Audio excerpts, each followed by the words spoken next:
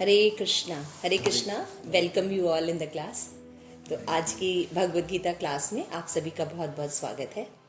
तो हम भगवद गीता का 3rd चैप्टर पढ़ रहे हैं, कर्म योग, श्लोका नंबर 40। तो आइए पढ़ना शुरू करते हैं। इंद्रियाणि मनोबुद्धि अस्य अधिष्ठानम उच्यते एतेत विमोहति एषा ज्ञानम आकृत देहिनम। इंद्रियां, मन, बुद्धि इस काम के निवास स्थान है। इसके द्वारा ये काम जीवात्मा के वास्तविक ज्ञान को ढककर उसे मोहित कर लेता है। पावनी माता जी पढ़िए परपोट। तात्पर्य: चूंकि शत्रु ने बद्ध जीव के शरीर के विभिन्न सामरिक स्थानों पर अपना अधिकार कर लिया है, अतः भगवान कृष्ण उन स्थानों का संकेत कर रहे हैं जिसे शत्रु को जीतने वाला या जान ले कि शत्रु कहाँ पर है।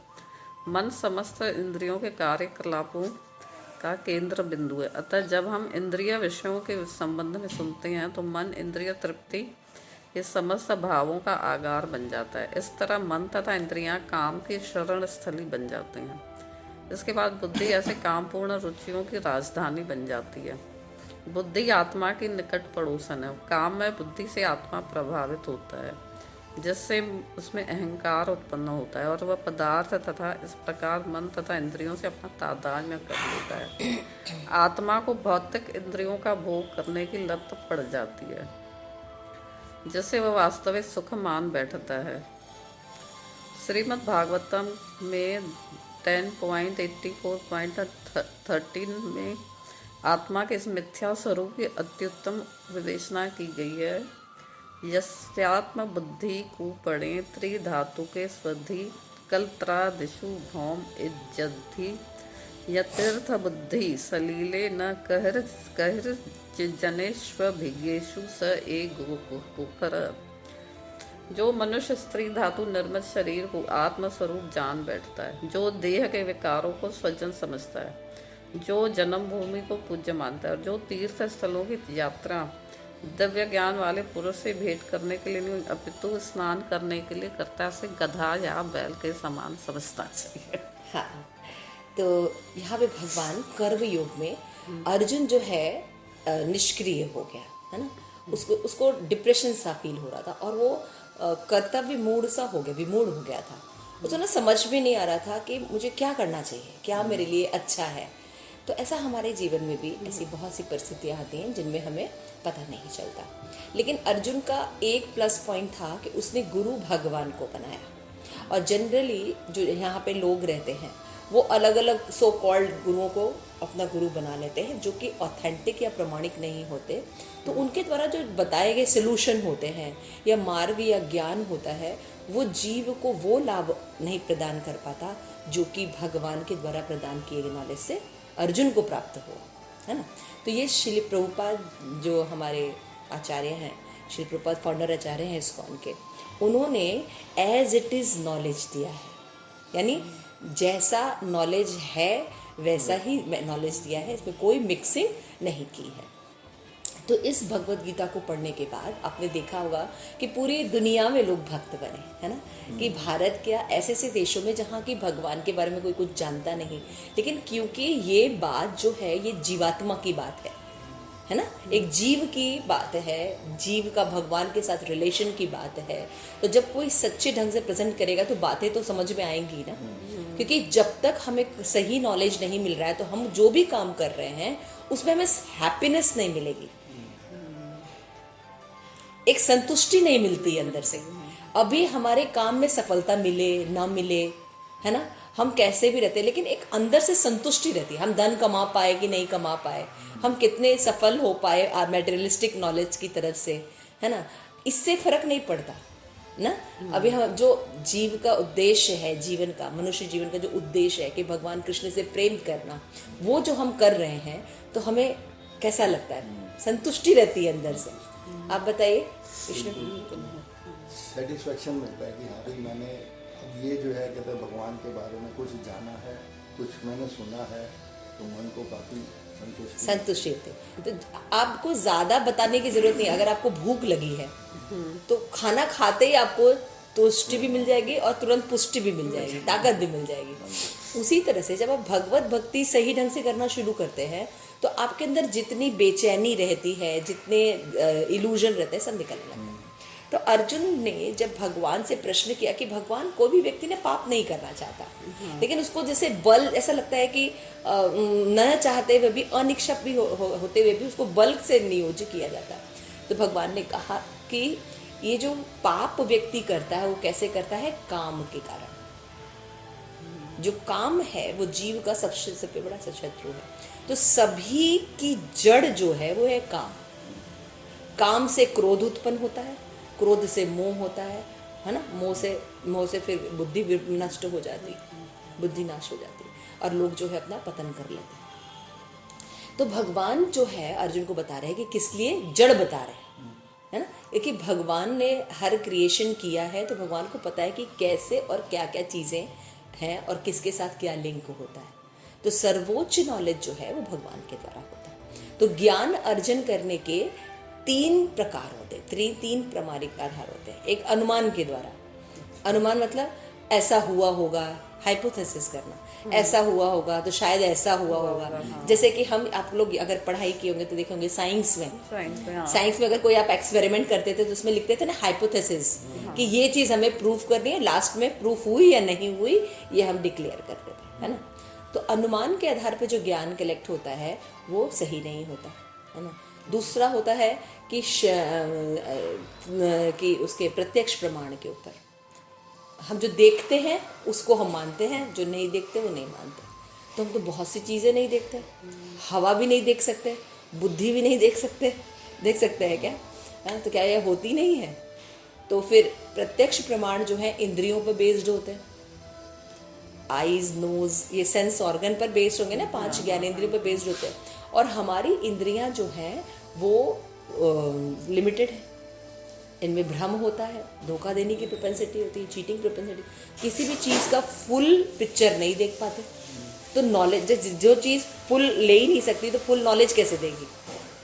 इसीलिए जो प्रत्यक्ष प्रमाण के हिसाब से हम सीइंग बिलीविंग करते हैं, जो कि साइंटिस्ट लोग बिलीव करते हैं और उनकी सारी थ्योरी हम पढ़ते हैं, तो उनका नॉलेज इसीलिए अधूरा रहता है। और अनुमान प्रमाण भी इंद्रियों पर आधारित होता है। अनुमान आप कैसे लगाएंगे? मतलब इंद्रियों से जो ज्ञान मिला उसी के आधार पर अनुमान लगाएंगे ना, है ना? जैसे आपको कहना है कि बादल काले होते हैं, तो अनुमान लगाएंगे ना कि बादल काले होते हैं। अब इसको सिद्ध करना है आपको, तो आंखों से देखेंगे ना, लेकिन कई जगह नीले भी होते हैं लेकिन जब बारिश वाले बादल होते हैं तो वो ब्लैक होते हैं, है ना? अब देखिए कई तरह के आपको एक्सपेरिमेंट करने पड़ेंगे, तो आईज से इल्यूजन होगा ना आपको, है ना? तो अनुमान प्रमाण भी क्योंकि इंद्रियों पर आधारित होते हैं इसलिए उनका ज्ञान भी सीमित होता है। तो थर्ड प्रमाण आता है शब्द प्रमाण। शब्द प्रमाण से जो नॉलेज हमें मिलता है वो वैदिक ज्ञान के प्रामाणिक आधार पर मिलता है। प्रामाणिक आचार्यों ने अपना ज्ञान शिष्य को दिया, शिष्य ने एज इट ज्ञान फिर अपने शिष्य को दिया, ऐसे करते करते वो परंपरा से आता है। तो वो ज्ञान जो होता है वो सही होता है ना।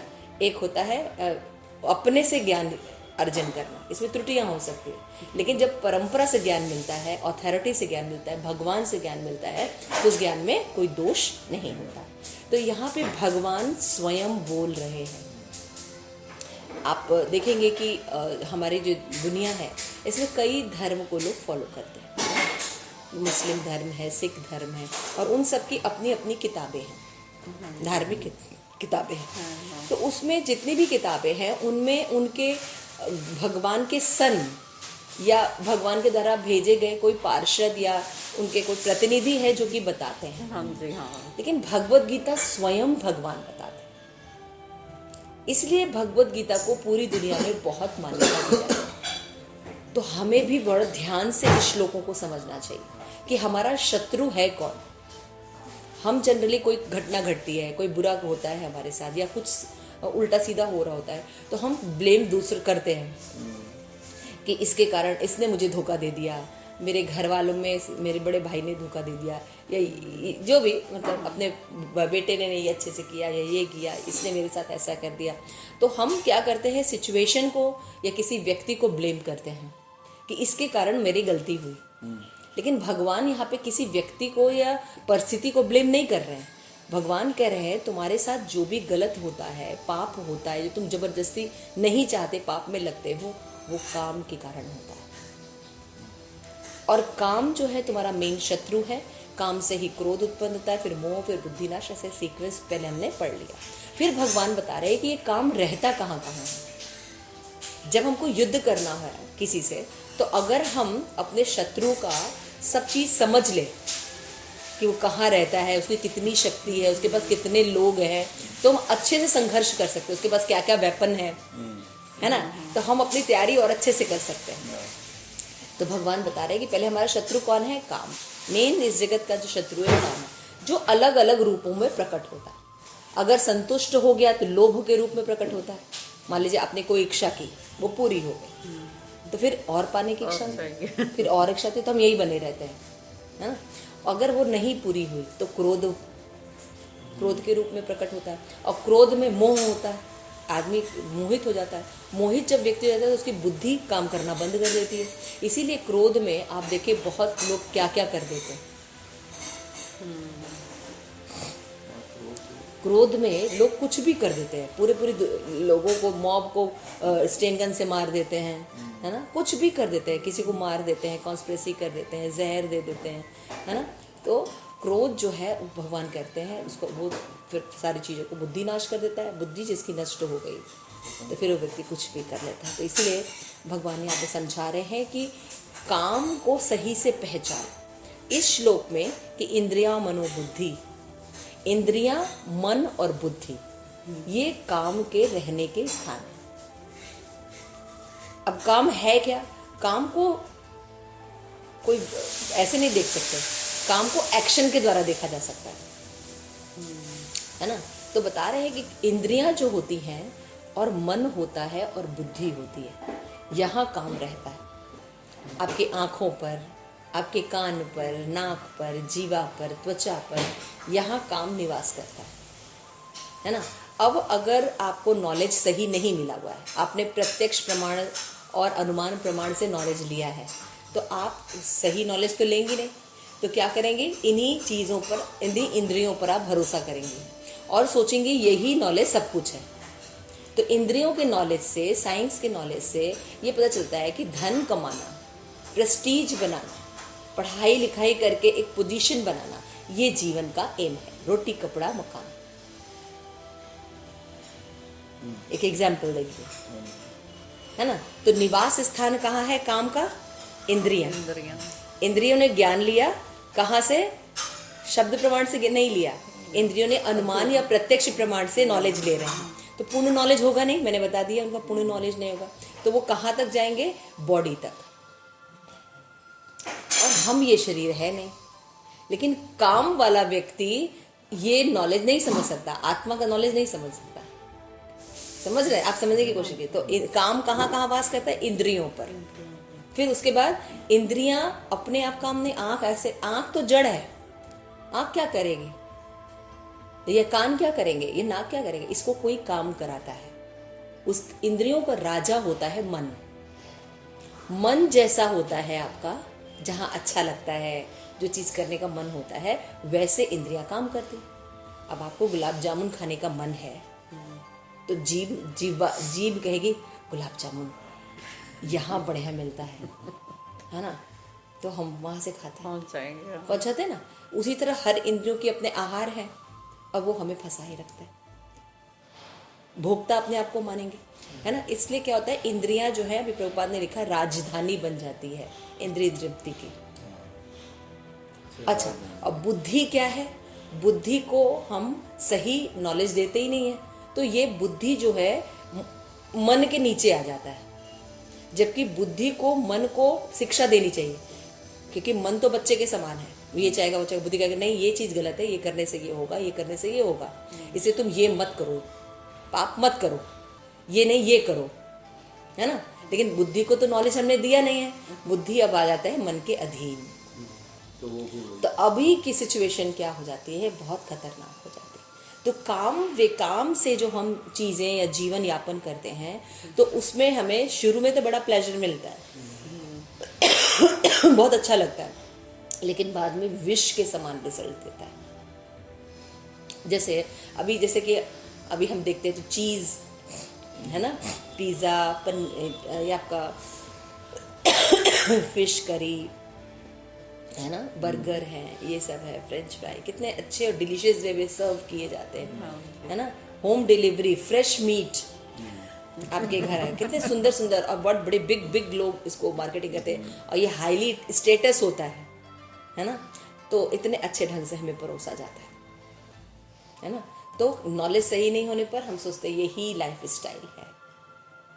तो काम, इंद्रियां, मन और बुद्धि जो है यहाँ पे निवास करता है, और फिर क्या करता है, ये हमारे वास्तविक जो ज्ञान है कि हम शरीर नहीं आत्मा है, हम भगवान श्री कृष्ण के अंश हैं, जो कि भगवद गीता के 2nd चैप्टर में भगवान ने नॉलेज दिया, ये वास्तविक नॉलेज बिल्कुल ढक जाता है। और जीव क्या सोचता है, मैं ये शरीर हूँ, मैं इसका मालिक हूँ, और ये संसार मेरे भोगने के लिए। तो जब वो भोगने निकलता है तो एक्चुअल में, क्योंकि वो भोगता है नहीं, तो वो भोगा जाता है। तो काम के चक्कर में होता क्या है, भोगा जाता है। जैसे स्त्री पुरुष से सोचती है कि ये व्यक्ति जो है ये मुझे बहुत खुश रखेगा, और पुरुष सोचता है कि ये स्त्री जो है ये मुझे बहुत खुश रखेगी। अगर जब दोनों साथ में विवाह करके रहने लगते हैं तो दोनों एक दूसरे को के खिलाफ हो जाते हैं, है ना, एकदम जग जाहिर सी बात है। तो क्यों होता है, फिर लोग सोचते हैं कि मेरे साथ ही ऐसा हुआ, मुझे ये पुरुष मिला है इसलिए दिक्कत हुई है, और मुझे ये स्त्री मिली है इसलिए दिक्कत, अगर मुझे ये मिली होती तो हम खुश रहते। तो इस तरह से मोह बना रहता है ना। तो सही नॉलेज नहीं होता। तो रोटी, कपड़ा और मकान, धन कमाना हमारे जीवन का उद्देश्य नहीं है। हमारे जीवन का उद्देश्य है जन्म, मृत्यु, जरा, व्याधि को सॉल्व करना। ये हमारी प्रॉब्लम है कि जन्म का दुख न मिले, मृत्यु का दुख न मिले, है ना, बुढ़ापे का दुख ना हो, हमें किसी तरह की बीमारी का दुख ना, ये हमारी प्रॉब्लम है। इसको सॉल्व करना भगवद गीता में भगवान ने 18 अध्याय में बताया कि ये जीवन का लक्ष्य है। तो जब आप ये लक्ष्य को लेंगे तो आप काम से ऊपर प्रेम की तरफ चलेंगे।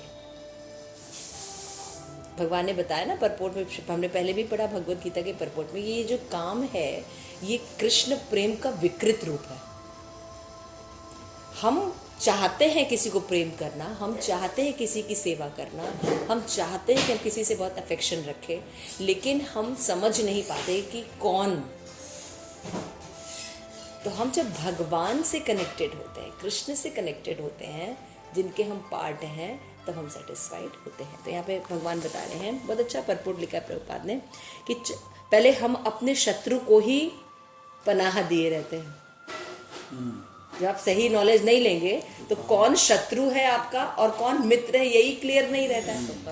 तो जब नॉलेज नहीं है तो हम काम को तो अपना मित्र समझते हैं, है ना, और फिर इंद्रियों को तो बल्कि शिक्षा देते हैं कि कैसे और सेटिस्फाइड हो।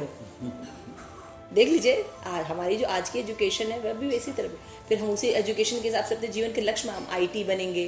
पूछिए आप किसी से, आप क्या बनना चाहते हैं, कि कोई बोलता है कि हम भगवत भक्त बनना चाहते हैं, है ना, मैं IITN बनना चाहता हूँ, मैं डॉक्टर बनना चाहता हूँ, मैं इंजीनियर। जो ज्ञान नष्ट हो जाएगा, जो धन या जो भी चीज़ें आप अर्जन कर रहे हो जो नष्ट हो जाएंगी, उसमें पूरा जीवन निवेश कर देना, ये बुद्धिमानी है कि बेवकूफ़ी है? बेवकूफ़ी है ना।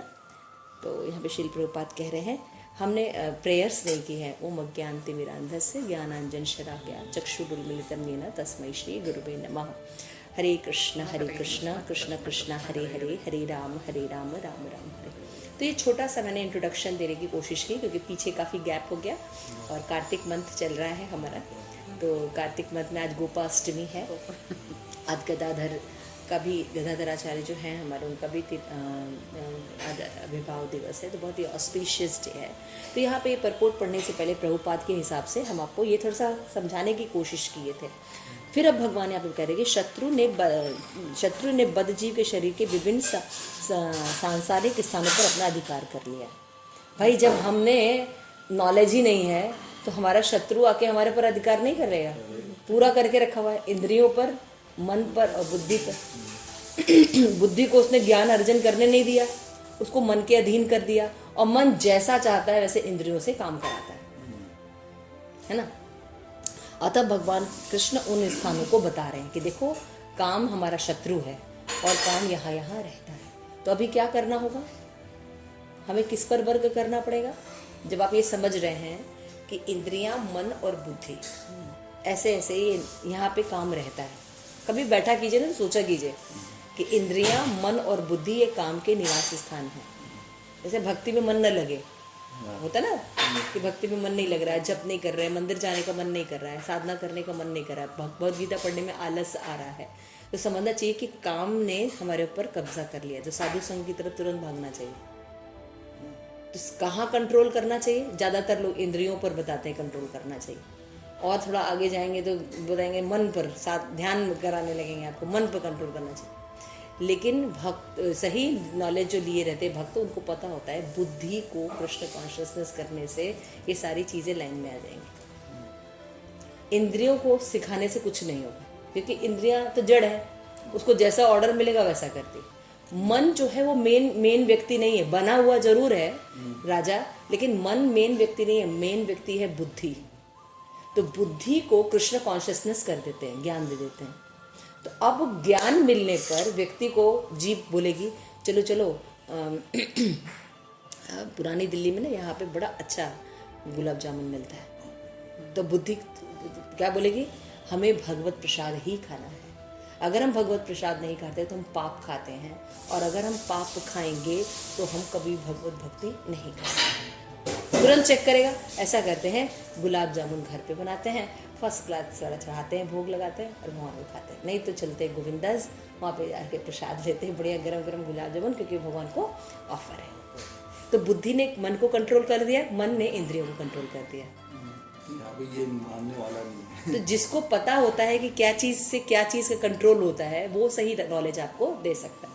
तो भगवान बता रहे कि पहले समझो कि काम कहाँ कहाँ रहता है, इंद्रियों पर, मन पर और बुद्धि पर, है ना। तो फिर भगवान कहते हैं कि मन समस्त इंद्रियों का बिंदु होता है, और इंद्रिय विषयों के संबंध में सुनने से मन इंद्रिय तृप्ति के भाव में आगार हो जाता है। बार बार हम उसी इंद्रिय तृप्ति की ओर ध्यान करते रहेंगे, ये चाहिए, ये चाहिए, ये चाहिए, ये चाहिए, ये चाहिए। ये एडवर्टीजमेंट का क्या काम होता है ना, ये खरीदिए, ये खरीदिए, ये खरीदिए। हमारी ज़रूरत नहीं होती फिर भी हम खरीदते हैं, है ना। हमारा एक पेस्ट से काम चल रहा है, लेकिन वो बोलेगा ये खरीदिए, ये खरीदिए, ये खरीदिए, तो हम 3 टाइम का पेस्ट खरीद लेते हैं, कई तरह के शैम्पू खरीद लेते हैं। आप देखिए तो क्या है, विषयों को, इंद्रियां जो है बार बार अगर किसी चीज़ पर ध्यान करती हैं तो फिर भोगने की प्रवृत्ति और ज़्यादा बढ़ जाती है। तो इस तरह मन और इंद्रियां काम की स्थानीय बन जाते हैं। इसके बाद बुद्धि काम की राजधानी, रुचियों के अनुसार से राजधानी बन जाता है। बुद्धि जो है सरेंडर कर देता है, और जैसा मन बोलता है वैसा करता है, क्योंकि उसको ज्ञान है ही नहीं। बुद्धि आत्मा के निकट है, बहुत समझने वाली बात है। अगर हमारे हृदय में आत्मा है तो आत्मा जो है वो बुद्धि के सबसे पास में रहती है, लेकिन अभी बुद्धि अपना काम करना, जो करना चाहिए, जिसको कंट्रोल, बेचारा नॉलेज ही नहीं है उसको कुछ, तो कंट्रोल नहीं कर पा रहा। तो आत्मा का जो पड़ोसी होता है वो बुद्धि होती है ना। तो भाई जो पास में उसको उसका अप्रोच करना बहुत ईजी है ना, है ना। अब आत्मा को मान लीजिए सिखाना है तो बुद्धि को सिखा, वो जानता है कि ये व्यक्ति कंट्रोल कर सकता है, उसमें बुद्धि को सिखा देता है तो सब कंट्रोल हो जाते हैं। लेकिन सबको नॉलेज नहीं होता, लोग इंद्रियों को करते हैं। आप देखिए ना, है ना, इंद्रियों को कंट्रोल करते हैं, नहीं हम मीठा नहीं खाएंगे, हम ये नहीं करेंगे, हम ये, आप देखेंगे बहुत से वाउज लेते हैं लोग, जब न्यू ईयर होता है तो रेजुलेशंस लेते हैं, मैं ये करूँगा, मैं और 2-3 दिन वो चलता है, उसके बाद ठप क्योंकि सही नॉलेज नहीं रहता है। जब ये बता रहे काम में बुद्धि में आत्मा प्रभावित होती है, जिससे ताधन होता है। आत्मा तो भौतिक इंद्रियों का भोग करने की लत पड़ जाती है। पहले ध्यान कर रहे हैं, ध्यान करने के बाद उसको प्राप्त करने के लिए करते हैं। जब वो प्राप्त हो जाता है तो फिर बार बार उसको भोगने की इच्छा हो जाती है। जब हम बार बार उसको भोगते हैं तो वो आदत बन जाती है ना। तो श्रीमद् भागवतम हमें बताती है कि ऐसी बुद्धि कैसी होती है, ये बता रहे हैं कि जो मनुष्य इस त्रिधातु निर्मित शरीर के आत्मस्वरूप समझ लेता है। जो काम में बुद्धि है उसके लक्षण क्या है कि ये जो बुद्धि, ये जो शरीर है, यही सब कुछ है। आत्मा का नॉलेज नहीं रहेगा उस व्यक्ति को। जो कामी व्यक्ति रहेगा उसको क्या सोचेगा, ये जो शरीर है जो 3 धातु से बना है, कफ, पित्त और वात, यही सब कुछ है, जरीर ही सब कुछ है ना। फिर वो क्या सोचता है कि ये जो स्वजन है ये मेरे हैं, ये जिस जगह मेरा जन्म हुआ है, ये जन्म भूमि, देखिए कितना शास्त्र कितना चेक कर रही है ना, कि जन्मभूमि मेरी है, ये भारत मेरा है, ये पाकिस्तान मेरा शत्रु है, पाकिस्तान मेरा शत्रु है, पाकिस्तान शत्रु है, पाकिस्तान शत्रु है, मर गए, फिर पैदा कहाँ हो गए, पाकिस्तान में। तो ये जो सोचता है कि ये 3 धातु का बना हुआ शरीर ही सब कुछ है ना, और ये स्वजन जो हैं ये मेरे माँ हैं, बाप हैं, ये हैं, ये हैं, ये हैं, ये मेरे इस शहर वाले हैं, पड़ोसी हैं, ये मेरे अपने हैं। और फिर ये जो देश है जहाँ मेरा जन्म हुआ है, मेरा देश है, मेरा, है ना। और फिर तीर्थ यात्राओं पर भी जाते हैं तो वहाँ क्या करते हैं, किसी संग नहीं करते हैं साधु का, उससे महिमा सुने, वो जाते हैं, हाँ ये तीर्थ में स्थान हुआ था, ये यहाँ पे ये है, यहाँ ये गुफा है, यहाँ वो है, खूब चढ़ाई चढ़ेंगे, है ना, और खूब तीर्थों में स्नान करेंगे, लेकिन महात्मा नहीं सुनेंगे कि वहाँ तीर्थ में क्यों जाना चाहिए, तीर्थ में जाके क्या करना चाहिए, है ना। तो जैसे ही वो तीर्थ से नीचे जाते हैं, सिगरेट, बीड़ी और मीट ईटिंग करते हुए नजर आएंगे। तो जो ऐसा करते हैं और स्नान करते हैं केवल जाके, तो फिर वो ये लोग कैसे होते हैं, गधा या बैल की तरह होते हैं, है ना। और जनरली अगर आप अपने आप को चेक कीजिए इस श्लोका के हिसाब से, तो 99.9% लोग ऐसे ही हैं इस दुनिया में, 99.9% लोग ऐसे। इसका मतलब क्या है, शास्त्र के हिसाब से चाहे संख्या कितनी भी ज्यादा हो, लेकिन सिम्टम, लक्षण के हिसाब से ये लोग बेवकूफ हैं, गधे के समान है। समझ में आ रहा है। तो जब हम सही नॉलेज लेते हैं, शास्त्र का नॉलेज जब लिया, तो मुझे ये त्रिधातु के नहीं बनना है, मुझे ये समझना है मैं ये शरीर नहीं हूँ, मुझे ये शरीर मिला है मेरे पुराने सोच और कर्म के वजह से। अगर मैंने अभी अपना कर्म और सोच भगवान के हिसाब से नहीं किया, तो फिर हम इसी चक्कर में पड़े रहेंगे और दुखों से मुझे कोई बचा नहीं सकता। ठीक है, तो देखिए नॉलेज सही मिलने से हमारे एक्शन में चेंजेस आ गए, लेकिन हमारी जब नॉलेज ही ऐसी है, अपना कुछ शरीर ही मानते हैं, तो जब ये शरीर मरने वाला होगा तो उस पर फिल्में बनेंगी, है ना। फिर जब छूटते समय बड़ा दर्द होने वाला है ना। लेकिन जो भक्त होते हैं उनको दर्द नहीं होता, क्योंकि वो तो रोज यही पढ़ रहे हैं, मैं शरीर नहीं आत्मा हूँ, शरीर में जन्म मृत्यु जरा व्याधि होती, लेकिन आत्मा सच्चिदानंद है और वो मेरा वास्तविक स्वरूप है, मैं भगवान का हूँ, और मेरा जो घर है वो गोलोक धाम है, जो कि यहाँ से और ज़्यादा सुंदर है। तो जिसके पास उन्नति के रास्ते रहते हैं, अपना धाम जाने का लक्ष्य होता है, उसका अगर यहाँ पे छोटा मोटा चीज़ कारोबार ठप भी होगा तो उससे क्या पड़ रहा है, वो तो बड़ा खुश होगा, ठप हो जाए, हम चले अपने घर। चलिए एक श्लोक और पढ़ लेते। माथे 3 ही है। अच्छा नहीं अभी एक्चुअली ये सब श्लोकास ना जी समझने वाले हैं। तो श्लोका नंबर 41, इसमें किसी का कोई प्रश्न है? अभी जो मैंने कोई बात नहीं समझ में आई? तो इस श्लोक में भगवान ने इसमें लिखा आत्मा को भौतिक इंद्रियों की भोग करने की लत पड़ जाए, मतलब आत्मा तो शाश्वत है, मतलब वो हाँ, लेकिन ढक गया ना ज्ञान। अच्छा, इंद्रियां मन और बुद्धि ढक गई, वास्तविक ज्ञान है नहीं, तो आत्मा का अपना जो नॉलेज है वो ढक जाता है।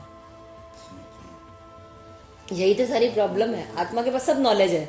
जैसे कि अभी जो आपको पढ़ाया जा रहा है, ऐसा नहीं कि आपकी आत्मा को ये नॉलेज नहीं है, आपकी आत्मा को भी ये सब नॉलेज है, देने की जरूरत नहीं है, लेकिन हटाने के लिए आपको ज्ञान बताया जा रहा है। ये ऑलरेडी एग्जिस्ट करती है आत्मा में ज्ञान, लेकिन ये ढक दिया है हमने इसको काम से हमने ढक दिया है। तो इसको हटाने के लिए ये आपको बताया जा रहा है कि ऐसा नहीं है, ऐसा है।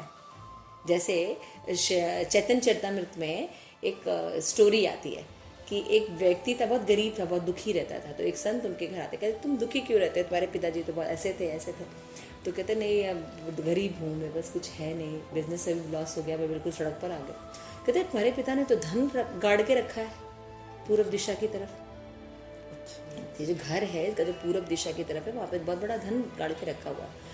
तो तुम उसको खोद के निकाल क्यों नहीं लेते? तो वो कहता अच्छा, मुझे तो पता ही नहीं था कि मेरे पिताजी ने इतना अनमोल धन रखा हुआ है। क्या हाँ, कहीं तुम, तो उनको पूरा डिटेल है कि अगर दक्षिण की तरफ करोगे तो ये मिलेगा, उत्तर की तरफ करोगे तो ये मिलेगा, है ना, पूरा पश्चिम की तरफ करोगे तो ये मिलेगा, फिर ऐसे। लेकिन तुम उस डायरेक्शन में थोड़ा सा भी खोदोगे तो फिर तुमको पूर्व की तरफ खोदोगे तुरंत धन मिल जाएगा। तो वो सीधे विश्वास रहता है, सीधे पूर्व दिशा की तरफ खोदता है, उसको धन मिल जाता है। उसी तरह से हमारे परम पिता ने हमें बता के रखा है, हमारे पास भगवद गीता का ज्ञान है, धन है ना, इससे ज्ञान लो और अपना जीवन इसके अकॉर्डिंग चलाओ, तो क्या हो जाएगा, तुम्हारे सारे दुख दूर हो जाएंगे। तो हम जरा सा भी इसका नॉलेज लेने की कोशिश करेंगे तो हम धनवान हो जाएंगे। इसीलिए श्रील प्रभुपाद ने इस्कॉन में सबको करोड़पति अरबपति बना के रखा हुआ है ना, सब हरि नाम जो है धन है, ये हमारे साथ था, है और जाएगा भी। और जब भगवान के धाम में जाएंगे और हमें चेक किया जाएगा कर्मों के हिसाब से, तो इस धन के द्वारा हम आगे निकल सकते हैं। ये वाला धन तो यहीं रहेगा, यहीं रहे धन बुद्धि जो भी आपने कमाया सब यहीं रहे, शरीर भी यहीं रहेगा। ठीक है, आगे बढ़े। तस्मात् त्व इंद्रियाणि आदो नियम भरत ऋषभः पापानां प्रहति एनम ज्ञान विज्ञान नाशनम। इसलिए हे भरतवंशियों में श्रेष्ठ अर्जुन, इसलिए हे भरतवंशियों में श्रेष्ठ अर्जुन, प्रारंभ में ही इंद्रियों को वश में करके इस पाप के महान काम का दमन करो और ज्ञान तथा आत्म साक्षात्कार के इस विनाशकर्ता का वध करो। मैं पढ़ने दीजिए, जो भी पढ़े। भगवान ने अर्जुन को प्रारंभ से ही इंद्रिय संयम करने का उपदेश दिया, जिससे वह सबसे पापी शत्रु काम का दमन कर सके, जो आत्म साक्षात्कार तथा आत्मज्ञान की उत्कंठा को विनष्ट करने वाला है।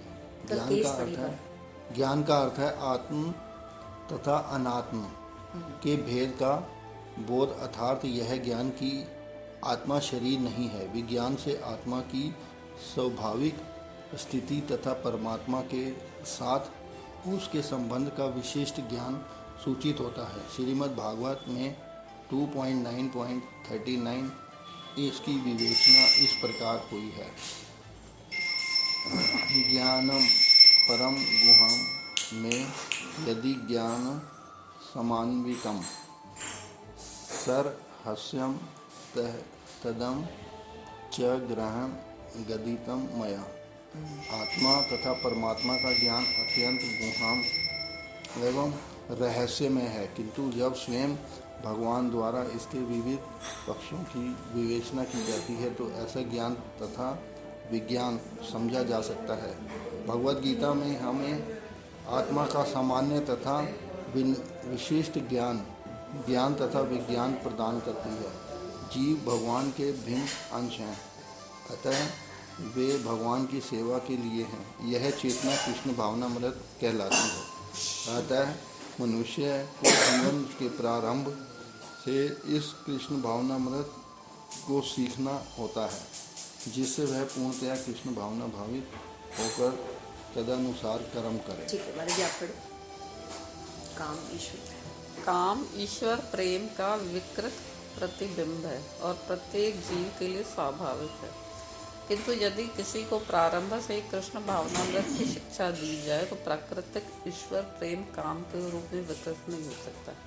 एक बार ईश्वर प्रेम के काम रूप में विकृत हो जाने पर उसके मौलिक स्वरूप को पुनः प्राप्त कर पाना दुस्साध्य हो जाता है। फिर भी कृष्ण भावनामृत इतना शक्तिशाली होता है कि विलंब से प्रारंभ करने वाला भक्ति के विधि विधानों का पालन करके ईश्वर प्रेमी बन सकता है। अतः जीवन को किसी भी अवस्था में या जब भी इसकी अनिवार्यता समझी जाए, मनुष्य कृष्ण भावनामृत या भगवत भक्ति के द्वारा इंद्रियों को वश में करना प्रारंभ कर सकता है और काम को भगवत प्रेम में बदल सकता है, जो मानव जीवन की पूर्णता की चरम अवस्था है। तो इस श्लोक में जो मैंने आप लोगों को भी बताया, देखिए एकदम श्रील प्रभुपाद ने स्पष्ट कर दिया। तो भगवान ने पहले बताया कि काम हमारा शत्रु है, किस तरह ये आगे क्रोध में, मोह में, फिर बुद्धि नाश होने से हमारा नाश कर देते हैं। फिर भगवान ने बताया कि काम कहाँ कहाँ रहता है, तो बताया इंद्रियां, मन और बुद्धि जो है इसके निवास स्थान है, ठीक है ना। फिर भगवान बताते हैं कि इसलिए क्या करना चाहिए कि भे भरत वंशी, यहाँ पे अर्जुन को भरत ऋषभ, मतलब भरत वंशों में सबसे श्रेष्ठ है अर्जुन। तुम क्या करो, इंद्रियों को वश में प्रारंभ से ही कर दो, है ना। इस पाप के महान प्रतीक काम का दमन करो, है ना। और कैसे करो, पहले तो इंद्रियों को थोड़ा संयमित करो, उसके बाद क्या करो, ज्ञान लो, वैदिक ज्ञान लो। वैदिक ज्ञान से क्या होगा, तुम्हारा आत्म साक्षात्कार हो जाएगा। मैं ये हूं ही नहीं, मैं ये गलत कर रहा हूं, मुझे ऐसा नहीं करना है, मुझे इसी अंधे कुएं में नहीं रहना है। तो आत्म साक्षात के द्वारा इस जो विनाश करता काम है इसका दमन कर दो। प्रोसेस बता रहे भगवान। इसीलिए जब आप भक्ति में आते हैं तो आपको बताया जाता है माला करना है, 4 नियम पालन करना है। तो ये क्या कर रहे हैं, आपके इंद्रियों को कंट्रोल कर रहे हैं ना, कि आपको 4 नियम में क्या क्या करना होता है। विष्णु अवतार प्रभु जी, 4 नियम क्या क्या होते हैं हमारे? 4 नियम जो है, एक तो ये कहते हैं गैम्बलिंग नहीं करनी, और ये स्त्री भोग नहीं करना, स्त्री संग, अवैध स्त्री संग नहीं करना, और तीसरा जो है नीडिटी, नॉनवेज नहीं खाना। हाँ हाँ, और चौथा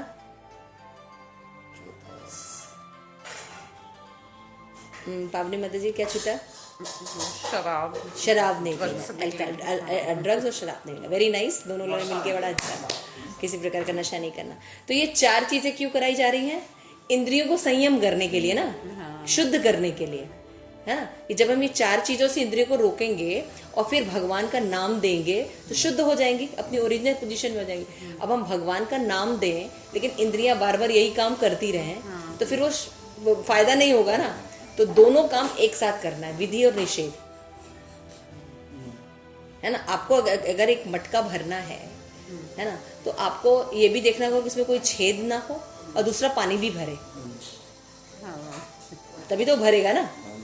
तो छेद का मतलब क्या होता है, जो निषेध है जिसके कारण हम निकल रहे हैं वो ना करें हम, ताकि बाहर बह ना जाए, चीज़ें खराब ना हो।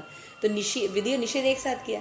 इसलिए भगवान यहाँ पे समझा रहे हैं कि पहले तो इंद्रियों को कंट्रोल करो, कि कुछ भी डिमांड करता तो ऐसा चलेगा नहीं, उसको कुछ संयम करो। संयम करने के बाद ज्ञान लो, ज्ञान लेने से आत्म साक्षात्कार अपना डेवलप करो कि तुम हो कौन, तुम्हें कैसा करना चाहिए, कैसा रहना चाहिए, क्यों ये काम नहीं करना चाहिए, क्यों ये करना चाहिए। तो फिर क्या होगा, फिर तुम काम के रूपी जो ये तुम्हारा जो दुश्मन है, जिसको तुमने मित्र बना के रखा हुआ है, उसका तुम दमन कर सकते हो, है ना। तो यहाँ पे श्रील प्रभुपाद बहुत सुंदर परपोट दिए है। जब मैंने इस परपोट को पढ़ा था, इसमें एक बहुत सुंदर परपोट है। इसमें लास्ट में पहले तो बताते हैं भगवान कि अर्जुन ने प्रारंभ से ही इंद्रिय संयम का हमें बताया है।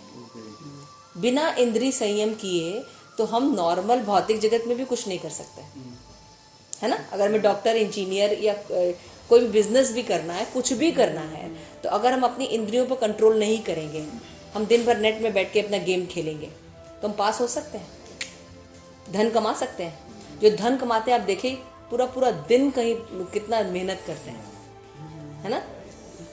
तो ऐसा नहीं है, कोई भी काम करने के लिए क्या करना पड़ता है, इंद्रिय संयम करना पड़ता है। तब आप कोई भी काम, आप एक अच्छे एथलीट बनना चाहते हैं, है ना, ओलंपिक मेडल जीतना चाहते हैं, तो ऐसे ही जीत जाएंगे? नहीं, जब आप मेहनत करते हैं, उस तरह के अपने आप को काबिल बनाते हैं, तब आपको, मान लिया आपको एक अच्छी हेल्दी बॉडी चाहिए, तो आप जब मेहनत करेंगे, है ना, उसको व्यायाम करेंगे, ये करेंगे, ऐसी डाइट फॉलो करेंगे, कितना स्टिक होता है। तो बाहर की चीज़ें नहीं खाएंगे, है ना, हेल्दी फूड्स लेंगे, है ना। तो उसमें सीधे सीधे बताते हैं कि junk foods are not good for health. ताज़ा खाना इजी है ना, बता रहे हैं ना। तो फिर क्या होता है, इंद्रिय संयम करते हैं। नहीं, आप टू मच शुगर मत लीजिए, टू मच चिलीज मत लीजिए, नॉन वेज मत लीजिए, this is not good for health. शाकाहारी, व्यायाम कीजिए, सुबह उठिए, है ना। देखिए सारी चीज़ें सब बताते हैं वो आपको।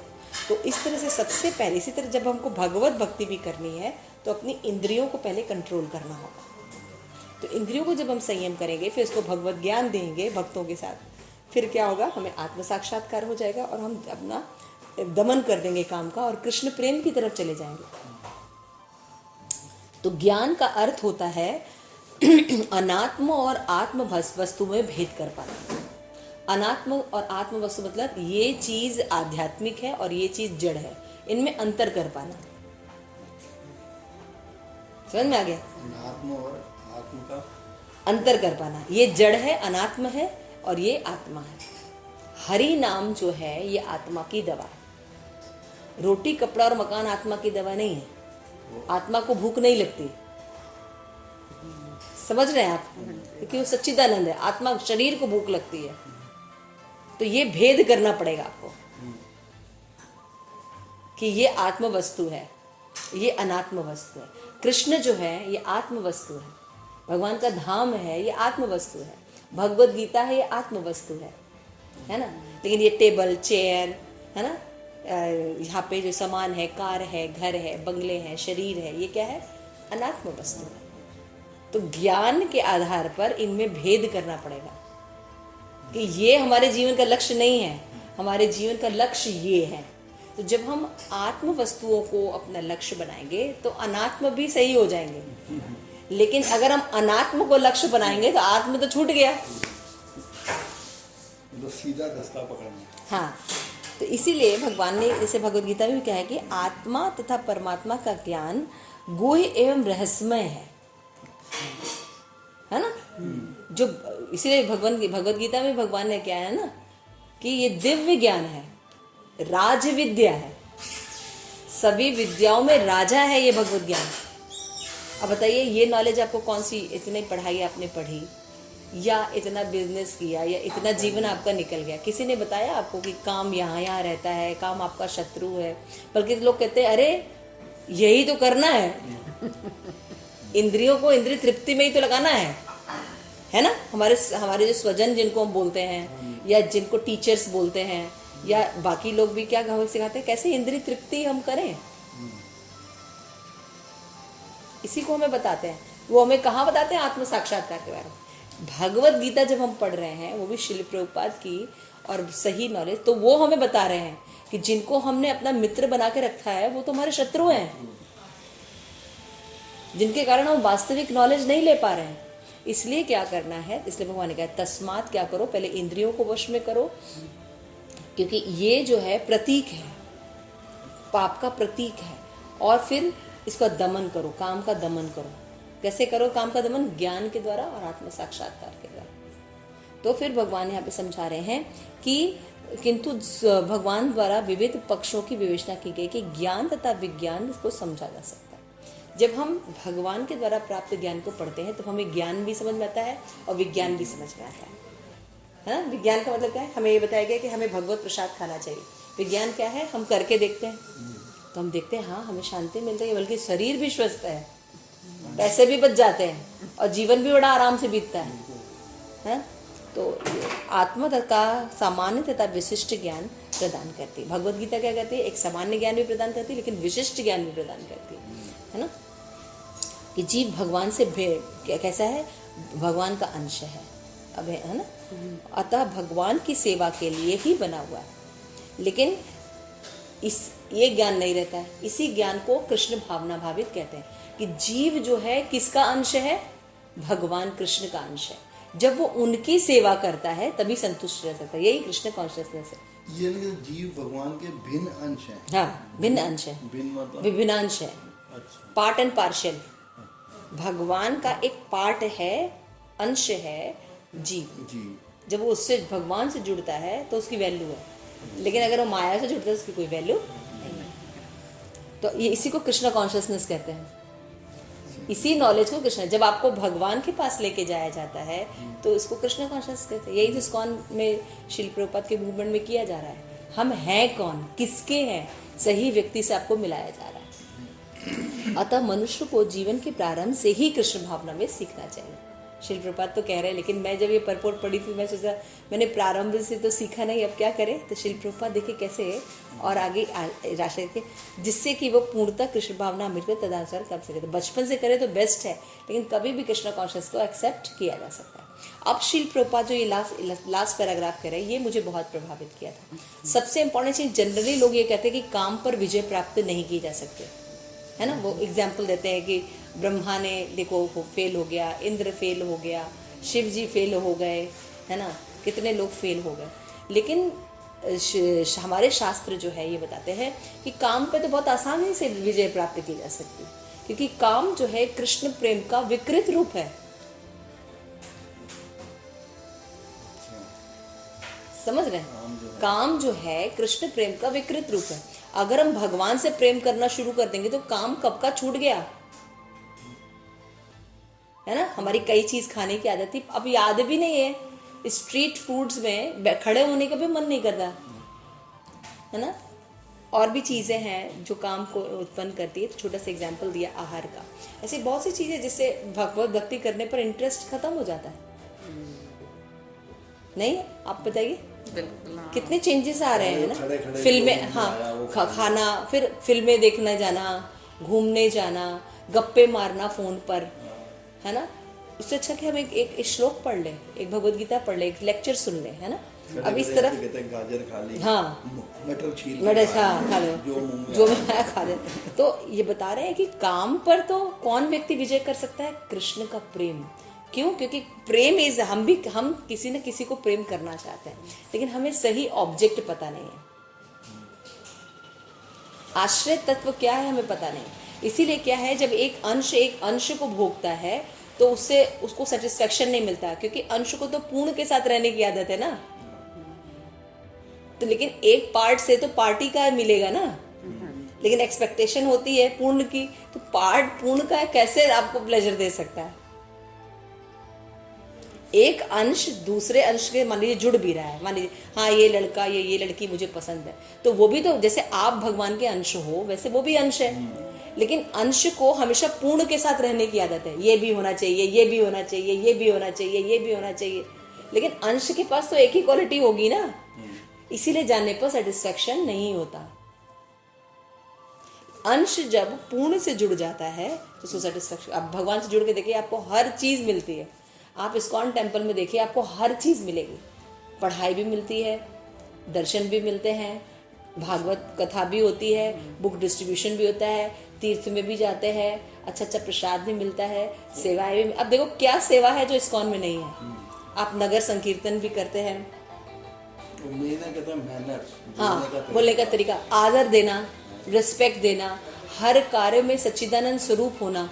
आपका हर कार्य से, अभी हम लोग जो डिस्कशन कर रहे हैं तो हम भगवत गीता पर बात कर रहे हैं, हम चर्चा भगवान के प्रेम के लिए कर रहे हैं। तो क्या हो गया? ये सब भक्ति नहीं हो गई?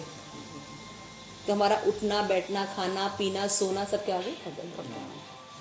तो ये है आज का क्लास। इसलिए भगवान कहते हैं, तो ये समझना बहुत। जनरली लोग कहते हैं नहीं काम पर नहीं विजय, काम पर विजय प्राप्त की जा सकती। हमारे हरिदास ठाकुर ने विजय प्राप्त करके दिखाई, है ना। भगवान की भक्ति करते थे, उन पर स्वयं माया देवी ने उनसे परीक्षा ली और उन्होंने उनको भी भक्त बना दिया। वेश्या के उसको भी भक्त बना दिया, है ना। तो काम पर विजय कौन प्राप्त कर सकता है? कृष्ण प्रेम, क्योंकि भगवान का वो विकृत रूप है। हम किसी को प्रेम करना चाहते हैं लेकिन हमें पता नहीं है, तो हम इधर उधर ढूंढते रहते हैं, नहीं मिलता तो कुत्ता पाल लेते हैं। हर चीज जो है कहते कृष्ण से ही निकली है। तो कृष्ण प्रेम काम से विकृत रूप है, इसलिए दिक्कत होती है। तो कृष्ण भावनामृत इतना शक्तिशाली है। देखिए ऊपर प्रभुपाद कह रहे हैं कि बचपन से करनी चाहिए। तो मैं जब पढ़ी थी तो मुझे लगा कि मैंने तो बचपन से किया नहीं। तो लेकिन देखिए प्रभुपाद इसको यहाँ पे बता रहे हैं कि अगर कोई विलंब से प्रारंभ करने वाला है, भक्ति भी विधि विधान का पालन करे तो ईश्वर प्रेमी बन सकता है। ये है श्रील प्रभुपाद, सबके लिए रास्ता खोल देते हैं। एक तरफ से कह रहे हैं कि बचपन से भक्ति करनी चाहिए, लेकिन फिर भाई हम तो लेट, जैसे मैं सोच रही थी कि अब तो हमने बहुत लेट कर दिया, 30s के हो गए हम तो प्रभुपाद लिखते हैं नहीं, देर से भी अगर कोई करे और भगवत भक्ति का विधि विधान का पालन करने लगता है तो वो व्यक्ति कृष्ण भावना भावित बन जाता है। जीवन की किसी भी अवस्था में जब भी इसकी अनिवार्यता समझी जाए, जब कभी आपको इम्पोर्टेंट समझ में आए, मनुष्य को कृष्ण भावनामृत या भक्ति के द्वारा इंद्रियों को वश में करना प्रारंभ कर देना चाहिए। और भगवत ये क्या कहते हैं, जब आप भगवत प्रेम करेंगे तो क्या करेंगे, ये इंद्रियां ही डिमांड करना बंद कर देंगे। मन जो है कृष्ण भावना भावित हो जाएगा। मत खाओ, बहुत भोग, ऐसे मत करो, ये इन विषयों को मत देखो, माता के समान देखो। स्त्री को माता के समान देखो, पुरुष को पिता के समान देखो। भाव बदल जाता है। भोगने की इच्छा समाप्त होकर भगवान को प्रसाद में ऑफर करने खाने की इच्छा हो जाती है। भोग की जगह प्रसाद, भगवत प्रसाद की इच्छा हो जाती है कि ये शरीर भगवान का दिया हुआ है, ये जो लोग हैं भगवान के दिए हैं, ये दुनिया भगवान की दी है, तो हमें भगवान की सेवा में लगाना चाहिए। देखिए मेंटालिटी बदल के।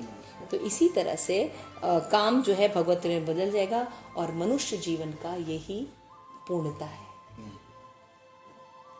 तो श्रील प्रभुपाद जो है भगवान के एज इट इज नॉलेज को देते हैं, और इतना कॉम्प्लिकेटेड नॉलेज और इतना रिस्की नॉलेज जो लोग सोचते हैं कि कभी ऐसा नहीं हो सकता, वो प्रभुपाद बहुत सिंपली बताते हैं। मुझे हमेशा ये बात याद रखती है, जब मुझे ऐसी कोई परिस्थिति आती है, कुछ होती है, तो हमेशा ये बताया जाता है कि काम बहुत ज़्यादा डोमिनेटिंग है। मैं इस सेंटेंस में कभी बिलीव नहीं करती। मैं हमेशा, मुझे यही बात याद आती है प्रभुपाद की, काम कृष्ण प्रेम का विकृत रूप है। काम का बाप बैठा है कृष्ण प्रेम। अगर कृष्ण प्रेम आपके पास है, कोई आपका बाल बाका नहीं कर सकता। आप लो डाउन हो सकते हैं, लेकिन अगर फेथ के साथ आप कृष्ण कॉन्शियस को पकड़ के रखें, शुद्ध भक्तों का एसोसिएशन पकड़ के रखें, तो वो काम धीरे धीरे ठाकुर जी नष्ट कर देते हैं। और ये होता ही कृष्ण कॉन्शियसनेस में। आप भक्ति में कोई बुरी आदत नहीं छोड़ पा रहे हैं, लेकिन आपकी बहुत इच्छा है कि मैं इसको छोड़ूं, क्योंकि ये मैं भक्ति में मेरी बाधा है। मान लीजिए सुबह उठने की आदत नहीं है आपकी। मान लीजिए सोच लीजिए कि हम पहले जो है 5 बजे नहीं उठते थे, हम 6-7 बजे उठते थे, लेकिन भक्ति में बताया जाता है कि सुबह उठना अच्छा होता है और स्नान करके अपना जप करना, ऐसा बताया जाता है। तो कठिन तपस्या है रोज के लिए, है ना। अब जिसकी आदत नहीं है तो उसके लिए तो मुश्किल है। तो वो क्या करता है, भगवान मैं उठना चाहता हूँ, तो वो उठता है। कई बार 5 बजे भी उठ जाता है, लेकिन लगातार नहीं कर पा रहा उसको, किसी तरह से रेगुलेट नहीं कर पा रहा, अपना काम को रेगुलेट नहीं कर पा रहा, लेकिन वो करने पूरा प्रयास करता है। तो फिर भगवान उसकी हेल्प करते हैं। तुम शाम को ऐसे खाओ, तुम इतनी बजे सो जाओ, इस चीज़ को ऐसे मैनेज कर लो, इसको ऐसे कर लो। फिर धीरे धीरे प्रैक्टिस, फिर वैसे लोगों का संग करता है जो कि सुबह उठते हैं। तो क्या होगा, सुबह उठ के मंगला आरती दर्शन करना, कितना प्लेजर है। मंगला आरती, भगवान को देखना, है ना, भगवान के लिए फिर कीर्तन करना, नृत्य करना। तो क्या हो गया, नहीं मुझे उठना है। तो क्या हो जाता है, भगवान की कृपा से उसकी जो काम यानी सोने की आदत होती है वो चेंज हो जाती है,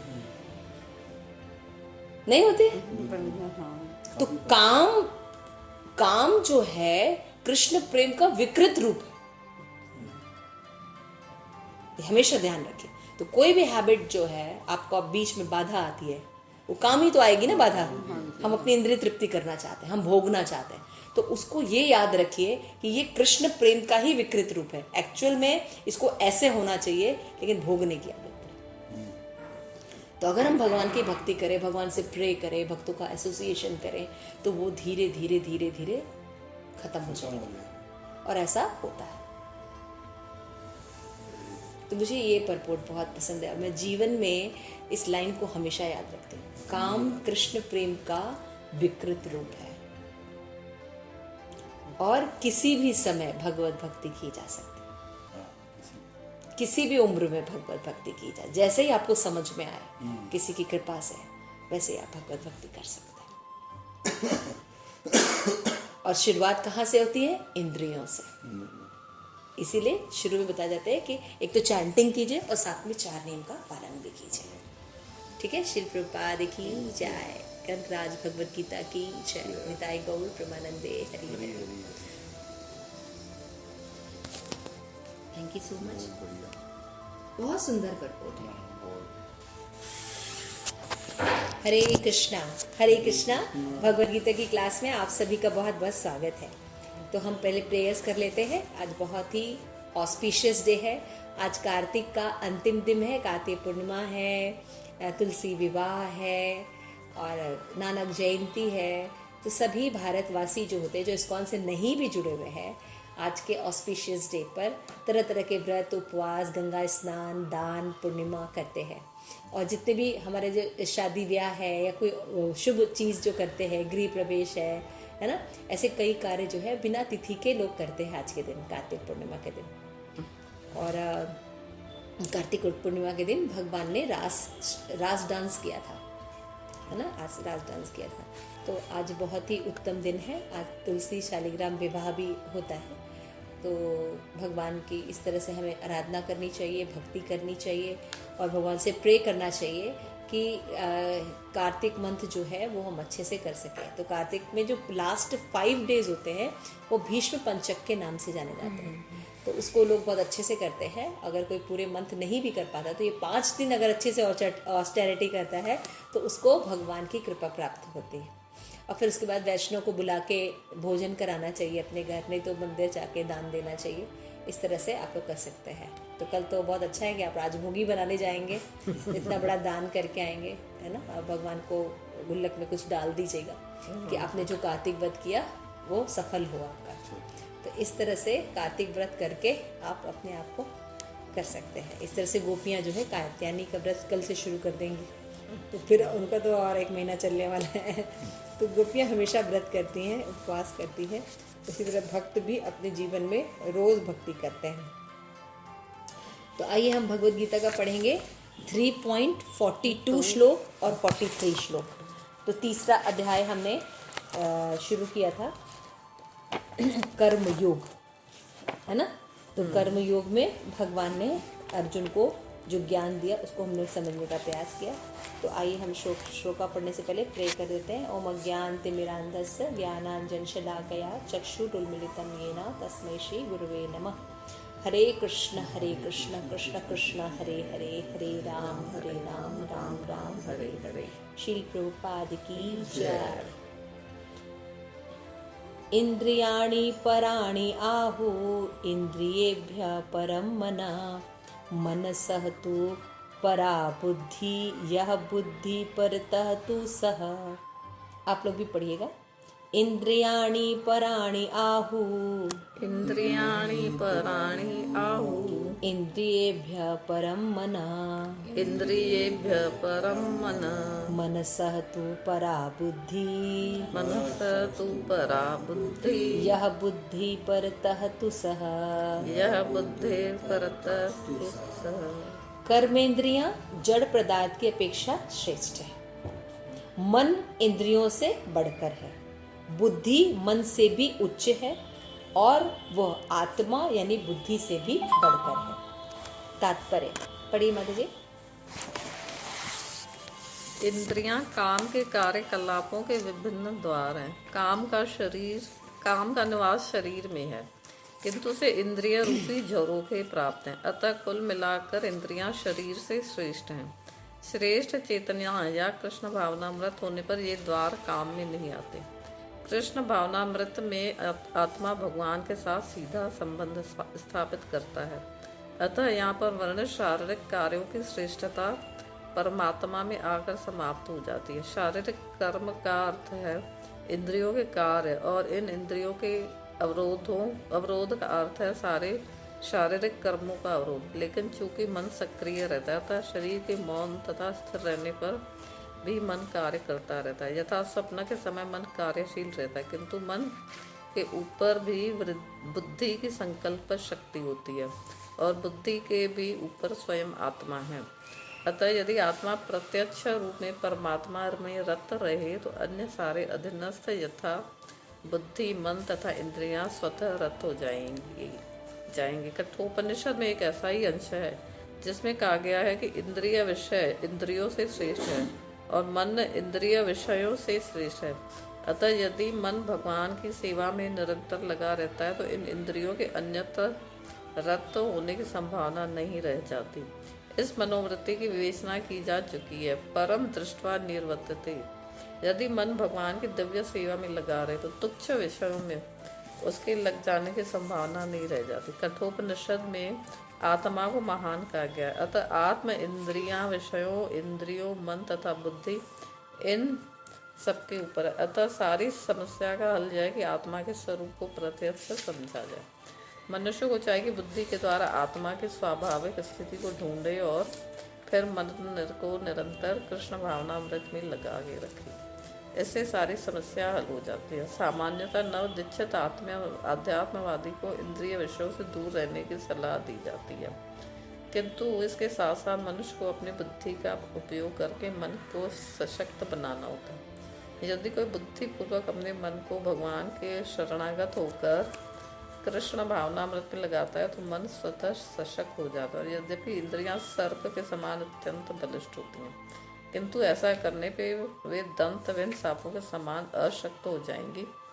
यद्यपि आत्मा, बुद्धि, मन तथा इंद्रियों का भी स्वामी है, तो भी जब तक इसे कृष्ण की संगति द्वारा कृष्ण भावनामृत में सुदृढ़ नहीं कर लिया जाता, तब तक चलायमान मन के कारण नीचे गिरने की पूरी संभावना बनी रहती।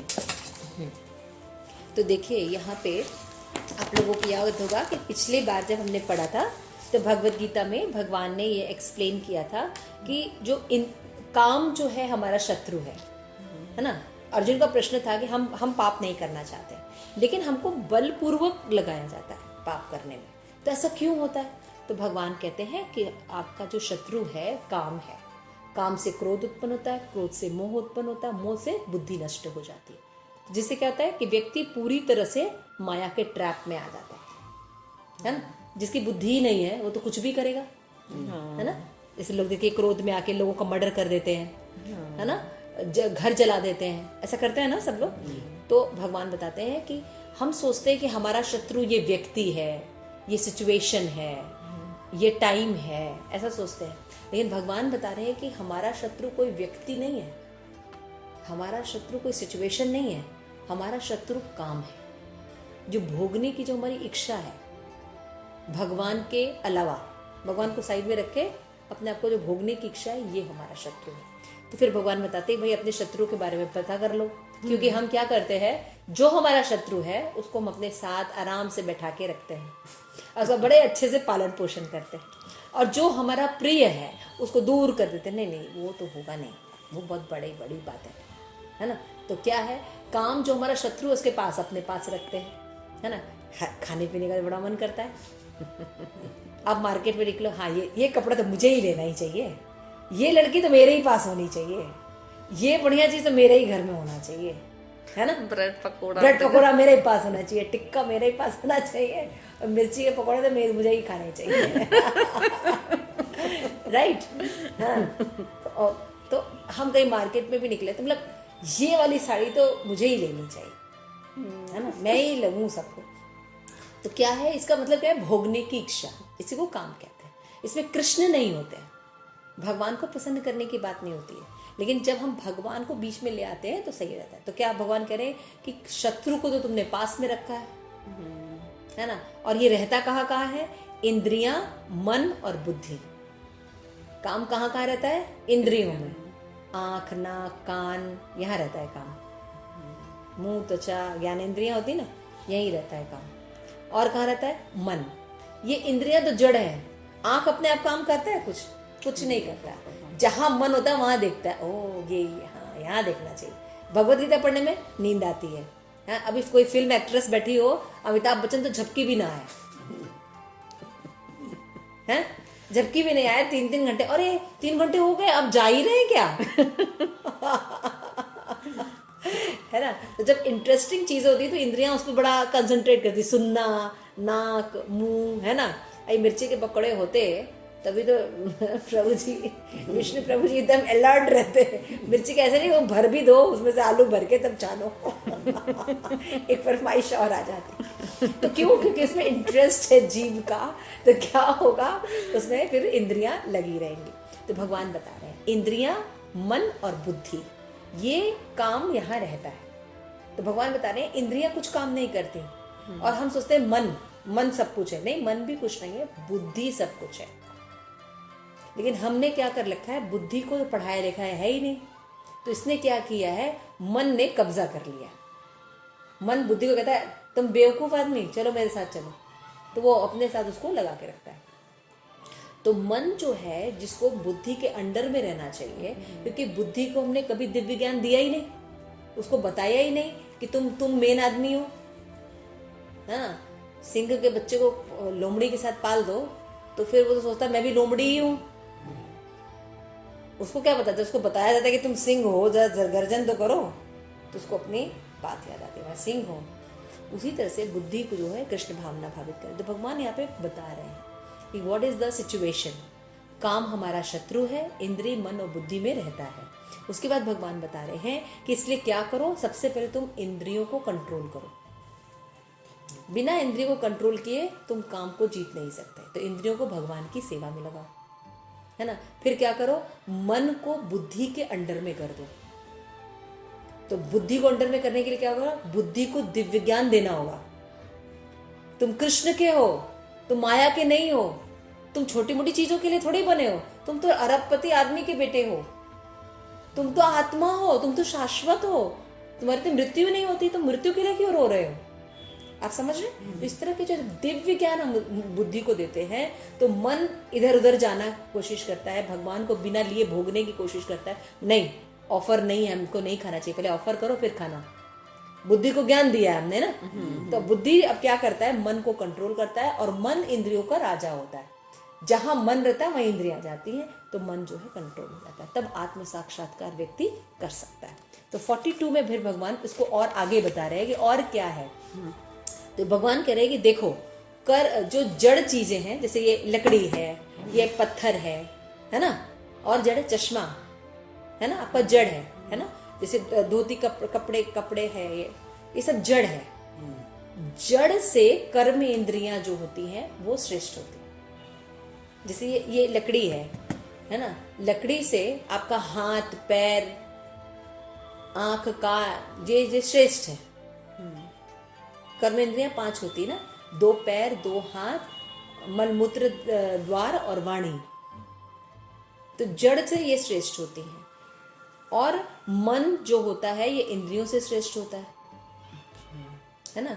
लेकिन इंद्रियों से श्रेष्ठ बुद्धि होती है। तो भगवान हायरार्की बता रहे हैं कि अगर कंट्रोल करना तो क्या करो। जनरली लोगों को पता है, तो लोग क्या करते हैं, या तो आपको आसन सिखाएंगे, है ना, सांस ऊपर नीचे कंट्रोल करिए, ये करिए, यानी इंद्रियों को संयम करना बताएंगे। दूसरा चीज, अगर थोड़ा सा और योगियों के पास जाएंगे तो क्या करता है, वो आपको मन कंट्रोल करने के लिए बताता है। मन को इधर नहीं भटकना, उधर नहीं भटकना। और जब इंटेलिजेंट लोगों के पास जाएंगे, कृष्ण कॉन्शियसनेस लोगों के पास जाएंगे, तो वो ना आपको मन कंट्रोल करने को कहेगा, ना आपको इंद्रियां कंट्रोल करने को कहेगा। भैया बुद्धि को पहले भक्ति सिखाओ और फिर उसके बाद क्या करो, इंद्रियों का संयम। बुद्धि जब सीख जाएगी तो अपने आप इंद्रियां संयमित हो जाएंगी ना। नहीं भाई, हमें सात्विक चीज देखनी चाहिए, हमें ऐसा करना चाहिए, हमें भगवान का प्रसाद खाना चाहिए, हो गया ना। तो इंद्रियां जो है, नहीं हमें धाम दर्शन करना चाहिए, राइट। तो चेक हो गई इंद्रियां चेक हो गई, क्योंकि मन जो है वो भगवान की भक्ति में लगने लगा। तो भगवान हायरार्की बता रहे कि ऐसा किया जा सकता है। क्यों किया जाता है, क्योंकि जो जड़ चीजें होती हैं उसे कर्म इंद्रियां श्रेष्ठ होती हैं। यानी जड़ कोई है, ये टेबल है, इसको हम हाथ से ऐसे हिला सकते हैं ना, तो कर्म इंद्रिय श्रेष्ठ हो गई ना। लेकिन हाथ कैसे हिलेगा, जब हमारा मन करेगा। और मन कब करेगा, जब बुद्धि उसको कहेगा करने के लिए। समझ गए। तो इसलिए भगवान हमको हायरार्की बता रहे थे। हमें भगवान बता रहे हैं कि इंद्रियां काम के कार्यकलाप के द्वार है और काम का निवास शरीर में होता है। और इंद्रियां जो है झरोके का काम करती हैं, है ना। जब हम कुछ देखते हैं तभी तो खाने का मन करेगा, है ना। भोगने की इच्छा तभी होती है ना। अतः कुल मिलाकर इंद्रियां शरीर से श्रेष्ठ होती हैं और श्रेष्ठ कृष्ण भावना होने पर वो द्वार का काम नहीं करती है, बंद हो जाती है द्वार। हम देख के भी नहीं देखते, है ना। मिर्ची के पकौड़े देख के भी नहीं देखते, घर जाके बना के खाएंगे भगवान को ऑफर करके, ऐसा हो जाता है ना। अतः शारीरिक कार्यों की श्रेष्ठता परमात्मा में आकर समाप्त हो जाती है। यानी भगवान को हम तो इम्पोर्टेंट देने लगते हैं, तो हम ये हायरार्की समझ जाते हैं। तो फिर हम इंद्रियों को इम्पोर्टेंट नहीं देते, मन को इम्पोर्टेंट नहीं देते, हम बुद्धि को कृष्ण कॉन्शियसनेस बना देते हैं, तो बाकी सारी चीजें अपने आप कंट्रोल हो जाती है। इसलिए हमें हायरार्की बता रही है। तो यहाँ पे बताया कि मन सक्रिय है, लेकिन शरीर के मौन स्थिर रहने पर भी मन कार्य करता रहता है ना। मन इतना ज्यादा बलवान है कि इतने आराम से कंट्रोल नहीं होता। आप चुप भी रहिए तब भी आपका मन इधर उधर रहता है। आप सोते रहिए तब भी मन सपने देखते रहता है ना। तो इसलिए श्रील प्रभुपाद कह रहे हैं कि मन को किससे कंट्रोल करना चाहिए, बुद्धि से कंट्रोल करना चाहिए। अगर हम बुद्धि को कृष्ण कॉन्शियसनेस बना दें और फिर मन को कहें कि देखो तुमने आज तक भगवान की बात नहीं मानी तो कितना दुख उठा रहे हो। अब तुमको कितना भी दुख लगे लेकिन हमको भगवान की बातें माननी है, तो क्या होगा, तुम सुखी रहोगे। तो मन को जब हम ऐसे ट्रेन करेंगे तो ट्रेन होने लगेगा। इस मनोवर स्थिति विश्लेषण की जा रही है कि यदि मन भगवान की सेवा में लग जाए तो इंद्रियों के विषय तुच्छ लगने लगेंगे। जब हमें कृष्ण प्रसाद खाने की आदत हो जाए तो सड़क के पकौड़े अच्छे लगेंगे या चाट अच्छी लगती है? नहीं अच्छी लगती है। हमें गोविंदास का चाट अच्छा लगने लगता है, बर्गर अच्छा लगने लगता है, राइट। तो मनुष्य को बुद्धि के द्वारा आत्मा की स्वाभाविक स्थिति को देखना चाहिए और कृष्ण भावनामृत का अनुशीलन करना चाहिए, तभी हमारी सारी समस्याएं दूर होंगी।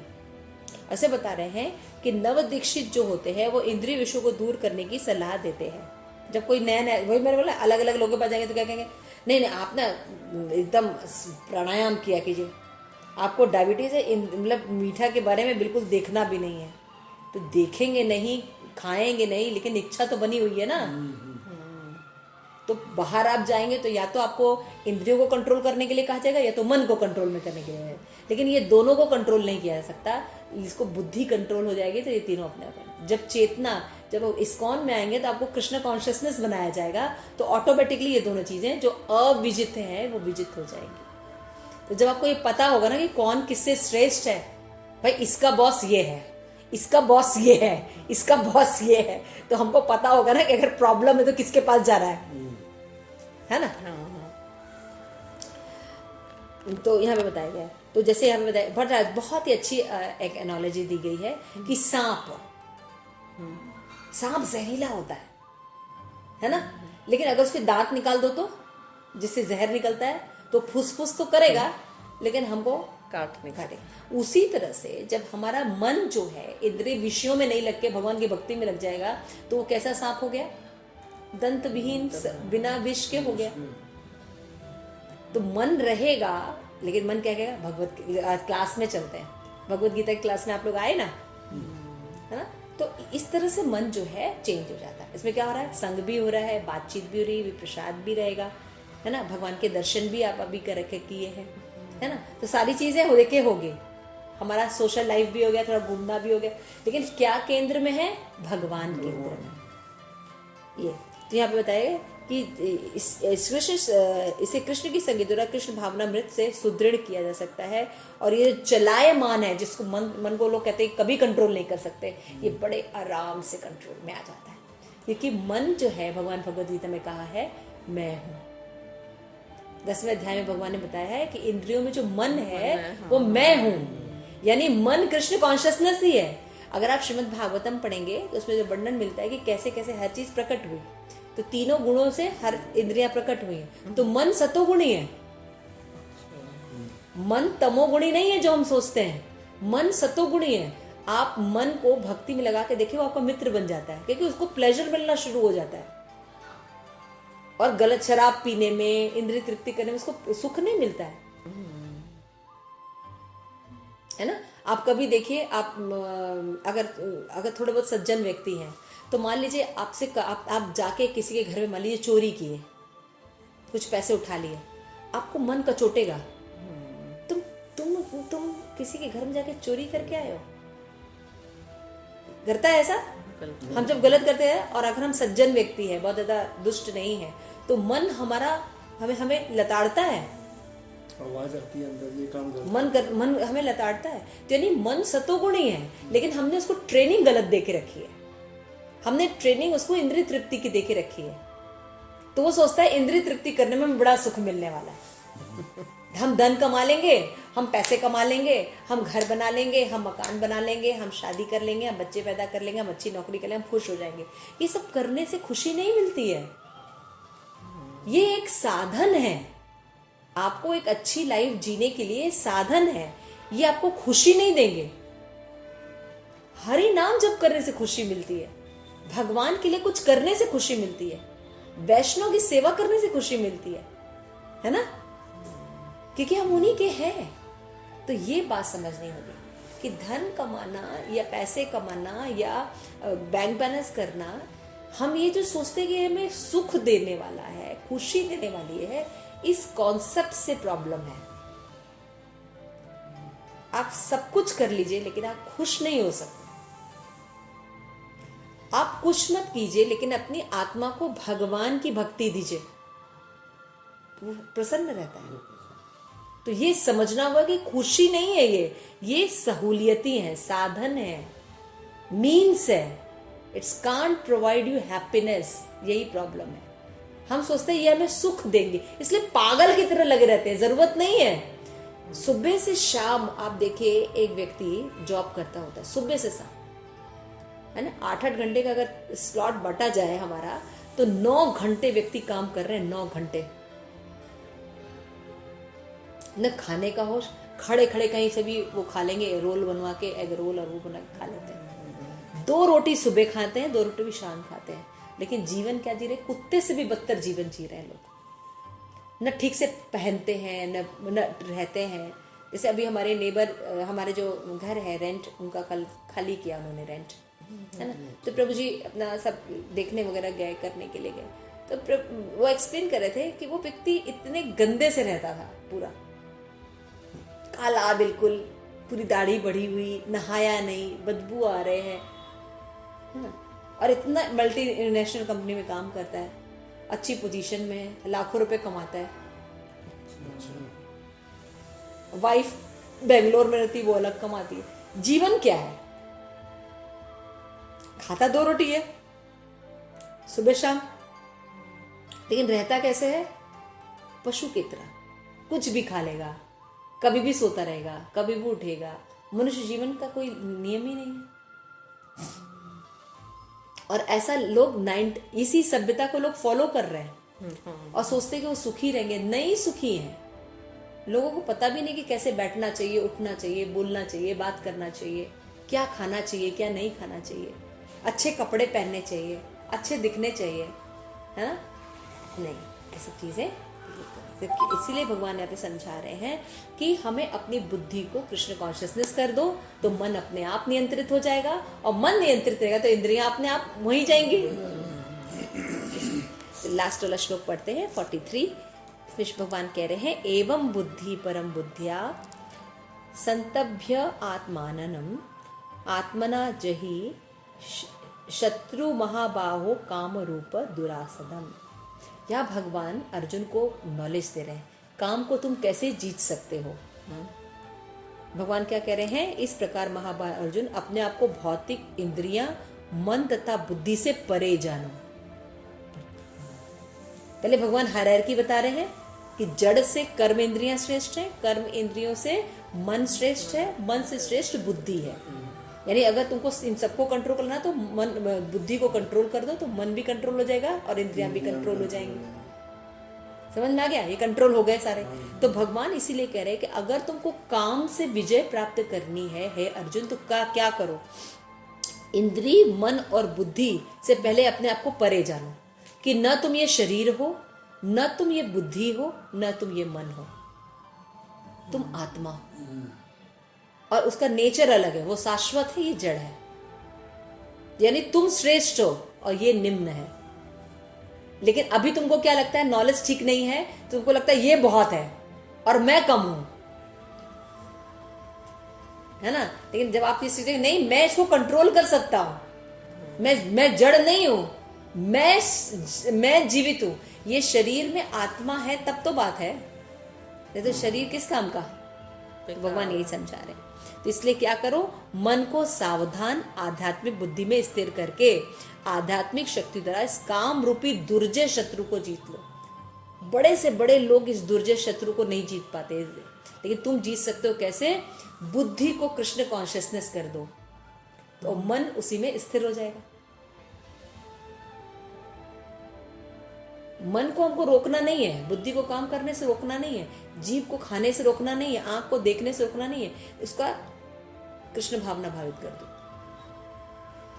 तो बुद्धि को ज्ञान दे दो, मन को उसमें बुद्ध कृष्ण भावना में स्थिर कर दो, तो तुम क्या हो जाओगे, दुर्जय काम से तुम जीत जाओगे। कितना सिंपल है कि अगर कृष्ण कॉन्शियसनेस हम बुद्धि कर दे, अपने आप को ये दिव्य ज्ञान ये सब पढ़ें, भगवत गीता पढ़ें, नाम जप करें, भागवत श्रवण करें, वैष्णव एसोसिएशन करें, तो क्या होगा, अपने आप मन जो है कंट्रोल हो जाएगा। मन हमेशा फिर इंद्रियों को कंट्रोल कर देगा कि नहीं नहीं तुम ये सब फालतू चीजें मत देखो, नहीं नहीं तुम ऐसे मत करो, तुम अपनी भगवत भक्ति करो। तो देखिए अपने आप जो दुर्जय काम है ना, हम लोग अगर आप हम लोगों से पूछिए नॉर्मल वैष्णव से, अरे आप लहसुन प्याज नहीं खाते, आप कॉफी भी नहीं पीते, आप चाय भी नहीं पीते, लेकिन हम लोगों को नहीं लगता कि हम लोग कोई बहुत बड़ी तपस्या कर रहे हैं। आप प्याज नहीं खाते, बिना प्याज की सब्जी कैसे होती है?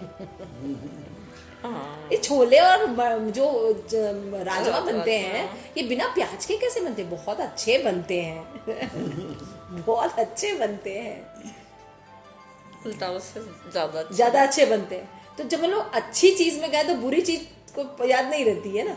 तो यही बात भगवान कहते हैं भगवद गीता के 3 अध्याय में निष्कर्ष से मनुष्य निर्देश देते हैं कि निर्विशेष शून्यवाद को चरम लक्ष्य न मानकर अपने आप को भगवान के शाश्वत सेवक समझते हुए कृष्ण भावनामृत में प्रवृत्त हो। भौतिक जगत में मनुष्य काम तथा प्रकृति में प्रभुत्व जताने की इच्छा से प्रभावित होता है।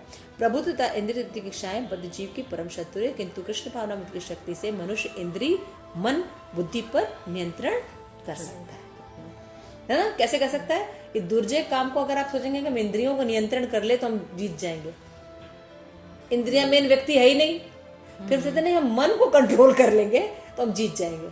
नहीं, मन भी मेन व्यक्ति नहीं है, बुद्धि मेन व्यक्ति है। इसीलिए इस्कॉन में कृष्ण भावनामृत में आपकी चेतना को शुद्ध किया जाता है, कॉन्शियसनेस को शुद्ध किया जाता है, उसको दिव्य ज्ञान दिया जाता है। तो क्या होता है? मन को शुद्ध कर देता है, मन और इंद्रियां शुद्ध। तो किसी व्यक्ति को पता है कि कौन किसका बॉस है तो वहां पे सही पकड़ेगा ना। जैसे इंजीनियर है ना, तो एक बार एक गाड़ी खराब हुई है ना, गाड़ी खराब हुई तो भाई मैकेनिक को बुलाया गया, भाई मैकेनिक देखो क्या है। तो उसने कहा कि हाँ ठीक है, इधर उधर देखता है, थोड़ा निकाल उकाल के इंजन देखते हैं। फिर एक दो जगह उसने हथौड़ा मारा, ठीक हो गया। तो भाई कितना? 2000 रुपये। अरे एक हथौड़ा तो तुमने मारा ऐसे ऐसे करके, उसके 2000 कैसे? क्योंकि हथौड़ा के तो मारने के तो 50 रुपए, लेकिन कहाँ और कैसे मारना इसके पैसे नहीं तो आप मार लेते और ठीक कर लेते। तो मैकेनिक को पता है ना किसका लिंक किससे है, किस पाइप का कनेक्शन कहाँ है, किसका क्या तार। उसी तरह भगवान को पता है कि क्योंकि उन्होंने दुनिया बनाई है कि कौन मेन चीज है, तो वो बता रहे हैं भगवान कि मन को पकड़ोगे तो ऐसे नहीं आएगा, इंद्रियों को पकड़ोगे तो कभी कंट्रोल नहीं आएगी, लेकिन अगर बुद्धि को कृष्ण कॉन्शियसनेस बना दो, मन उसके अधीन हो जाएगा और फिर वो इंद्रियां अपने आप कंट्रोल में हो जाएगी। तो ये बात यहाँ पे बता रहे हैं। तो इसके लिए मनुष्य को सहसा अपने नियमित कर्मों को बंद करने की आवश्यकता नहीं है। अच्छा, तो इसका क्या मतलब? सब रोक दें? नहीं, धीरे धीरे उनको कृष्ण भावनामृत कर दें। जैसे अपना खाना कृष्ण भावनामृत कर दें, अपना सोना कृष्ण भावनामृत कर दें, रहन सहन क्या कर दें? कृष्ण भावनामृत कर दें, आना जाना क्या कर दें? कृष्ण भावनामृत कर दें, मिलने जुलने वाले लोग क्या हो जाए? कृष्ण भावनामृत हो जाए। समझ में आ रहा है? धीरे धीरे चीजों को धीरे धीरे हम जब भगवान के साथ जोड़ देंगे तो अपने आप सारी शुद्धता आ जाएगी। तो क्या होगा? अपितु धीरे धीरे कृष्णाभिषेक भौतिक इंद्रियता मन प्रभावित हुए बिना अपने शुद्ध रूप के प्रति लक्ष्य स्थिर बुद्धि के दिव्य स्थिति को प्राप्त हो जाए। भाई मन को बढ़िया गोविंदास का प्रसाद मिल रहा है या किसी डिवोटी के यहाँ बढ़िया प्रसाद मिल रहा है ना, तो वो क्यों सड़े हुए गोलगप्पे खाएगा? जब उसको बढ़िया गोलगप्पे मिल रहे हैं है ना, प्रेम पूर्वक भगवान को ऑफर किए हुए, तो वो क्यों सड़क के खाने वाला है? तो वही बात यहाँ पे कह रहे हैं। यही अध्याय का सारांश है। सांसारिक जीवन में अपरिपक्व अवस्था में दार्शनिक चिंतन और यौगिक आसन के अभ्यास से इंद्रियों को वश में करने की कृत्रिम प्रयास से आध्यात्मिक जीवन प्राप्त करने में सफलता नहीं मिल सकती। साफ साफ प्रभुपाद बता रहे हैं। प्रभुपाद एकदम स्पष्ट बोलते हैं कि आप जो सोच रहे हैं कि ये पतंजलि का योग ज्वाइन कर लेंगे और आप सोचेंगे कि आप भक्ति में बहुत चरम सिद्धि भगवान मिल जाएंगे, ऐसा होने वाला नहीं। कुछ एक्सरसाइज करने से भगवान नहीं मिलता है ना। बुद्धि को समझना पड़ता है, बुद्धि को ज्ञान देना पड़ता है, क्या सही है क्या गलत है। फिर उसके बाद जब हम मन को भगवान में स्थिर कर देते हैं तो इंद्रियां अपने आप कार्य करती, तब भगवान मिलते हैं। अतः श्रेष्ठ बुद्धि द्वारा कृष्ण भावनामृत में प्रशिक्षित होना चाहिए। इसलिए हमें क्या करना चाहिए? अपनी बुद्धि को कृष्ण कॉन्शियसनेस करने से मन उसके अंडर में आ जाता है और मन से इंद्रियां कंट्रोल होती हैं। This is the method. लेकिन ये कौन जानता है? बाहर के लोग नहीं जानेंगे, ये कृष्ण जानते हैं। और कृष्ण अर्जुन को ये समझा रहे हैं कि तुम जो काम के कारण जो तुमको डिप्रेशन है, हमें भी अपने जीवन में जब कभी डिप्रेशन का अनुभव हो, कुछ न करने की एकदम हर जगह अंधेरा अंधेरा दिखाई दे, तो समझना चाहिए कि हम काम को पकड़े हुए हैं, हमें कृष्ण को पकड़ लेना है बस। हम काम को पकड़े हुए हैं, भोगना चाहते हैं, इसने ऐसा किया, इसने शरीर के साथ अपना संबंध जोड़ रहे हैं, शरीर के साथ ने सब चीजें, अपनी पहचान भगवान के साथ करने लगे, सब प्रॉब्लम सॉल्व हो जाएगी।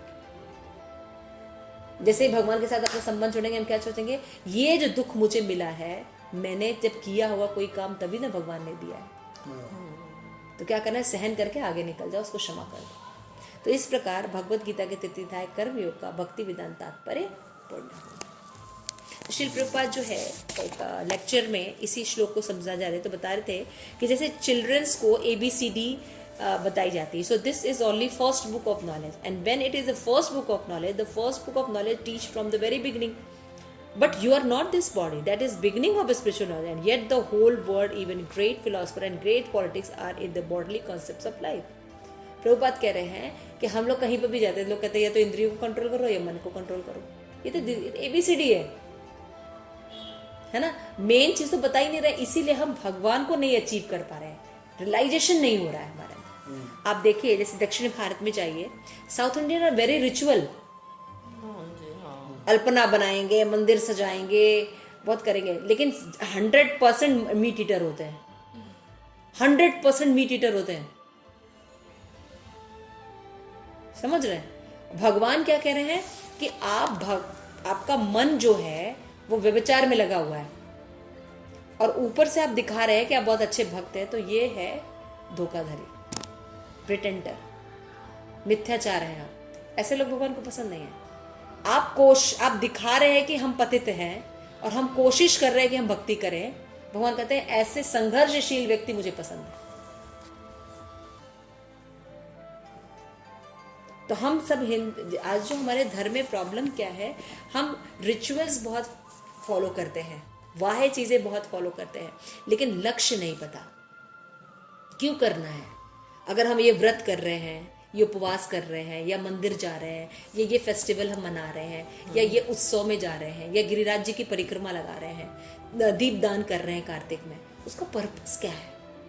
पर्पस क्या है उसका, ये पता होना चाहिए ना। तो वो हम काम करने से वो पर्पस हो रहा है कि नहीं हो रहा है। नहीं तो पता चलता है कि हम वृंदावन गए हैं, हम 108 मंदिर पूरे दर्शन कर लेंगे और वापस आके 2 दिन बीमार रहेंगे। दिस इज भक्ति, दिस इज नॉट भक्ति।